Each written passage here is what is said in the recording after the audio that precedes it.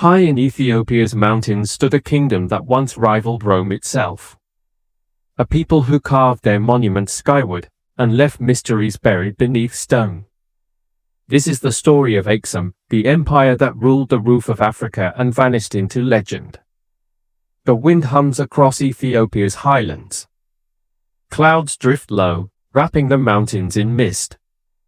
Here, at over 7,000 feet above the sea, stood one of Africa's greatest forgotten empires, the Kingdom of Aksum. 2,000 years ago, this land thrived as a crossroads between Africa, Arabia, and the ancient world. Gold, ivory, and frankincense passed through its markets. Ships from Egypt, India, and Rome came to its ports. But this was no simple trading state. It was an empire, rich, powerful, and mysterious. Aksum's story begins around the 1st century AD, when small chiefdoms united under a single powerful king. Their capital, Aksum, rose like a city of giants, built of stone, crowned with obelisks that touched the clouds. Through trade and conquest, the Aksumites ruled the lands of today's Ethiopia, Eritrea, Sudan, and Yemen. Their empire stretched across the Red Sea, a bridge between continents.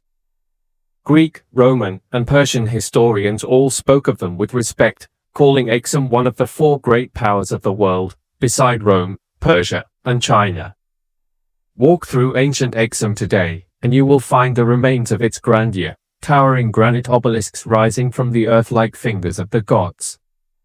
The largest ones stood over 30 meters tall and weighed more than 500 tons.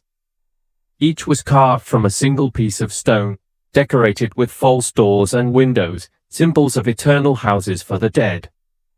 They marked royal tombs, gateways between the world of the living and the divine. To carve, move, and raise such monuments without iron cranes or modern tools remains one of Africa's greatest engineering mysteries. At the heart of Aksum stood its kings, rulers who claimed descent from ancient heroes and divine bloodlines. The most famous was King Ezana, who ruled in the 4th century AD. Under his reign, Aksum reached its golden age, conquering neighbors, minting its own coins, and spreading its name across the seas. Ezana was also the first African ruler to convert to Christianity, making Aksum one of the earliest Christian nations on earth, long before most of Europe.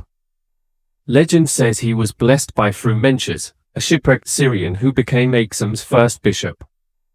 Faith reshaped the empire, and crosses began to adorn its stones. But Aksum's myths reach even deeper, into the roots of faith and legend. Ethiopian tradition tells that the Ark of the Covenant, the sacred chest of the Israelites, was brought to Aksum by Menelik I, son of King Solomon and the Queen of Sheba. According to the Kebra Nagast, this royal bloodline founded Ethiopia's Solomonic dynasty, linking Aksum's kings to the Bible itself. To this day, monks in Aksum's Church of St. Mary of Zion guard what they claim to be the true Ark of the Covenant, unseen by any outsider. Fact or faith, this legend gave Aksum divine authority, the empire of both God and man. Aksum's wealth came from trade. Its port of Adulis on the Red Sea was a gateway between Africa and Asia. Gold from the Nile, ivory from the savannah, and spices from Arabia passed through its hands.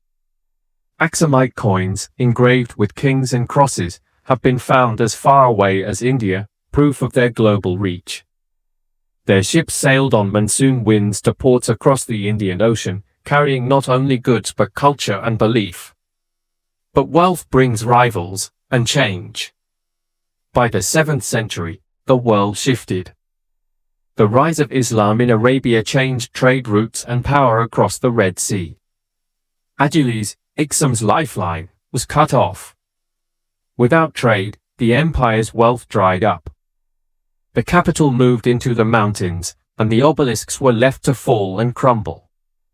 The forest grew over palaces, rivers filled tombs, and Aksum, the empire of stone, faded into silence. Centuries passed. Aksum was remembered only in legend, a name whispered in Ethiopian churches and songs. Then, European explorers arrived in the 19th century. Among the hills, they found what few believed existed: colossal fallen obelisks, carved slabs, and inscriptions written in an ancient tongue. Archaeologists uncovered palaces, coins, and temples, revealing an empire that once rivaled Rome in scale and sophistication. The silence had spoken at last. Today, Aksum stands as a symbol of Africa's forgotten grandeur. Its obelisks still rise, silent and proud, against the sky. Its faith still burns in the hearts of Ethiopia's people. In its stones are written stories of faith, genius, and resilience, the soul of a civilization that bridged worlds. The empire fell, but its spirit endures, not in ruins, but in living heritage. Aksum was never truly lost. It merely waited to be remembered. They carved their tombs as towers to touch the heavens. They ruled the crossroads of continents. And though their empire fell, their spirit built the faith of a nation.